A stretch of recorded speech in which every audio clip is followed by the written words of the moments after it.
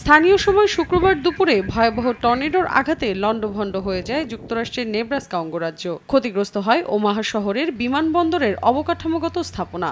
ধ্বংসস্তূপের নিচে চাপা পড়ে বেশ কয়েকটি বিমান। বাতাসে ছড়িয়ে পড়ে তেলের গন্ধ। দেখা দেয় শিডিউল বিপর্যয়। এ অবস্থায় সাময়িক সময়ের জন্য বন্ধ করে দেয়া হয় বিমানবন্দরটি। পরবর্তীতে খুলে দেয়া হয় তা। নিরাপদে সরিয়ে নেওয়া হয় যাত্রীদের। শুধু বিমানবন্দর নয়, টর্নেডোর তাণ্ডবে ক্ষতিগ্রস্ত হয় প্রায় ১০০ ঘরবাড়ি। ঝোড়ো বাতাসে কোনো বাড়ির উড়ে যায় চাল, কোথাও আবার ধসে পড়ে পুরো স্থাপনা। ক্ষতিগ্রস্ত হয় বিস্তীর্ণ ফসলি জমি। আহতও হন বেশ কয়েকজন।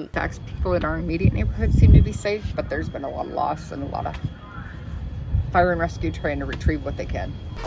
1, 2, 3 ঢাকায় জমি জিতে নিন 100% ক্যাশব্যাক সহ 20 কোটি টাকার পুরস্কার।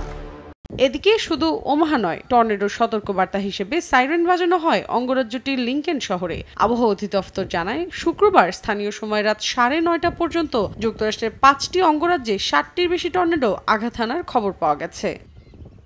মৌসুমী সাথী, সময় সংবাদ।